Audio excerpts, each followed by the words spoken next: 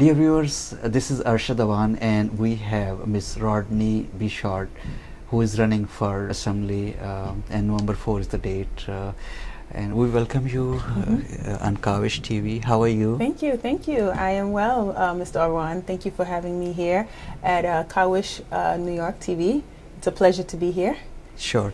And we would like to ask you for our audience, they must be interested to know that what brought you towards elections and your standing to help out the community.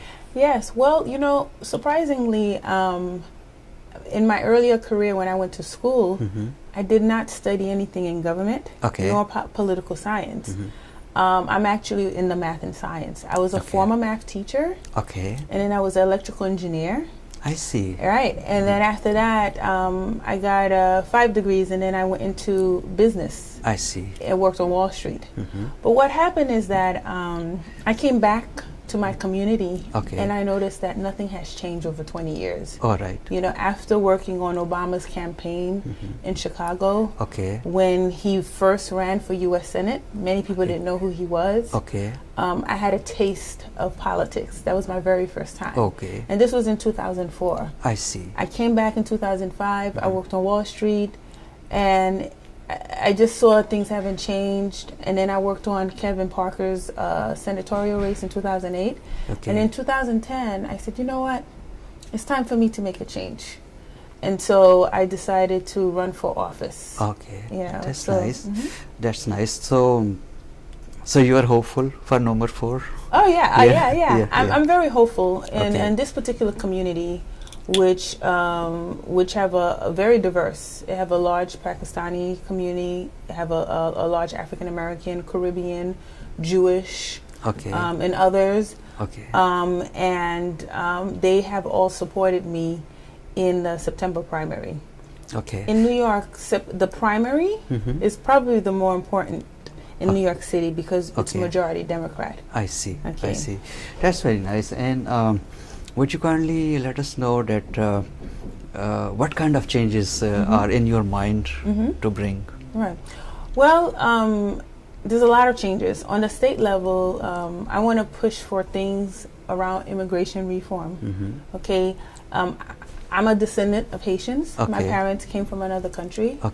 And I know how it feels when you come to the land of opportunity, but you may feel like there's no opportunity for you. You have to work really hard, which is a great thing about the United States. You do have the opportunity. And so I want to help the people who are not documented, like the kids, to go to school. So there's the DREAM Act. The DREAM Act, which will allow undocumented students who came into this country before the years of 16 to get tuition. Aid, and they can go to college. This will be all good for all of us because our immigrant children can now be a contributing factor to society. Of course. We don't want them to just hang out on the streets. Right. If we give them an opportunity, because this land was built on immigration. Of course. This will be a great opportunity for them to excel and participate. So immigration reform on the state level is very important to me. Education is very important. The schools in our district needs resources, and so I would definitely fight to get more funding to come to the city of New York. Good. For our public schools. You know, different communities have their own needs. Like sometimes we feel that our, you know, in Pakistan, our ladies, young ladies, the girls go to school, they go in separate schools. So in this way, they could have their religion or culture alive, and sometimes our own language, we want to keep it alive, you know, here too, you know. Though we are communicating in American English. Right. So you have any idea or view that in future there will be some help from the state?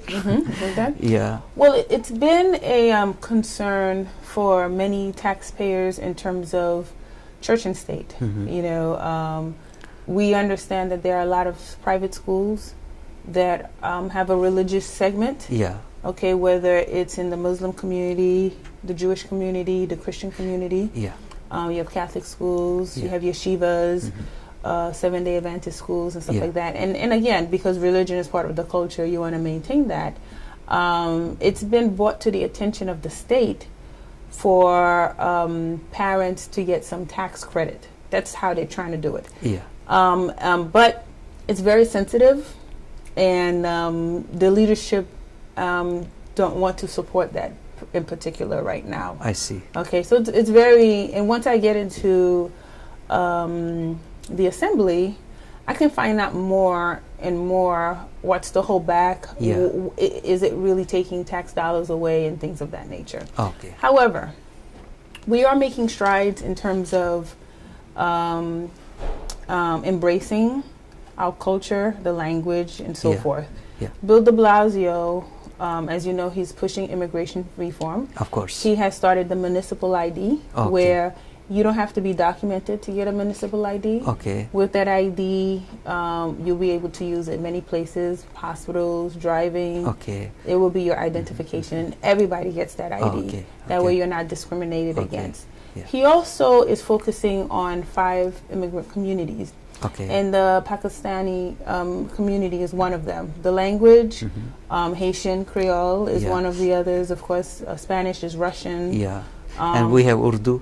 Right, Urdu exactly, language. exactly. Yeah. Yeah. And so he's focusing on those because it's a big population in the New York City. Okay. And these are communities that have been, I don't want to say ignored, but in a sense at the back burner. Oh, You know? okay. Yeah, I understand. And so he's bringing them to the front, and he wants to make sure that all of us are integrated. Okay. So I think that will help us, in the future. So we're doing things on the city level. Okay. We're pushing stuff on the state level, and of course we're pushing stuff on the federal level with our colleagues in Congress Okay. and in the Senate. Okay, that's good. So about immigration reform, there are some hopes you think in the near future? Oh yeah, Yeah. for sure. There's hopes. Right now, President Obama is pushing immigration reform, but he has the Republicans who are fighting him. He has the Congress who is fighting him. And they want to, I guess, threaten to impeach him if he uses executive order to open borders and so forth. Yeah. So there's issue with that, but at the end of the day, there's things that we can do here on the state level and on the city level, and that's why you have someone like who's progressive, like Mayor de Blasio, who's doing his immigration stuff. Okay, the state level, we need to vote people in who thinks like us. Right now, the Senate majority is Republicans. And they're not for immigration reform. I see. I see. What about the health? I have seen that there are some free insurances like Metro Plus, Health Plus, and certain like this. So they've been giving some good benefits. But nowadays, I mean, if you go towards dental, I have heard that I have experienced with my family and friends that they can only go for cleaning, but if they have to do a root canal, some or other major things, so insurance is not paying. Right. So that is an issue. Yeah. Right now, with the Obamacare and the Exchange Health Plan, they have allowed things like Metro Plus, and there's these different levels, so that people can afford the insurance. Okay. These are people who like right above Medicaid. I know for a fact because I was on it too. Okay. Now, what's happening is that a lot of the doctors are not accepting it because the reimbursement is too little for them. For the Obamacare? Which one? For certain insurance plan under the Obamacare. Okay. So we're talking about our community and what kind of plans they could afford. Okay. Metro Plus is one of them, right? Let's say Metro Plus. Metro Plus is for people who cannot really afford much. I'm on Metro Plus. Okay. I have Metro Plus. I have Health First. Okay. Right. And in my experience, firsthand, like you, most doctors won't accept it. They will accept probably the Medicaid, or they associate Metro Plus that's not Medicaid with Medicaid. So it's an issue, and I think over time things will get better. Okay. I think people will have better access to better health insurance. Okay. Right now, the health insurance just cover the basics. Okay. I think over time. Yeah. Right now, I think the push was to get everybody on insurance, no matter what. Okay. Because the hospitals were taking a beating. They were closing. Yeah. As a result of non-payment. Yeah. No reimbursement and things of that nature. So you have people coming off the street, especially immigrants. Yeah. Who would come almost at their deathbed, near death. Of course. And they asking for help. Yeah. And so it takes a lot of work and a lot of expenditure to try to save someone's life when these things could have been prevented. Yeah. But it's not prevented because they didn't have health insurance. Right. So it's a whole cyclical thing, you know, a whole domino effect. So he's pushing and forcing everyone to get insurance. Okay. Once you get insurance, you'll be able to go to the doctor, get your normal checkups, whatever, you know, prevent any type of traumatic situation that's less expensive. And then also, when you do have an issue, you go to the emergency room, you go to the hospital, you have insurance that will cover the cost. I see. Of the health. Okay. Attention or services that they give to you. Yeah, that's so. You have mentioned Mayor de Blasio, who also endorsed yourself. Yes, yes. And the ID you are talking about. So how soon you think it will be available? Well, the municipal ID is supposed to be rolling out by the end of this year. Okay. Okay. Okay. So it's soon, very soon. That's very nice. And yes, Mayor de Blasio, he's a good friend. Okay. And we will be a good partner, city and state partner. When I go to Albany, I will, we'll be an ally. There'll be a strong ally of mine. That's good. That's good. So any other thing would you like to convey to the community this time? Yeah. Well, I'm really happy to be here because one of the things that I want the people to know who's watching is that we want to bridge the community. Sure. We want the communities to come together. Yeah.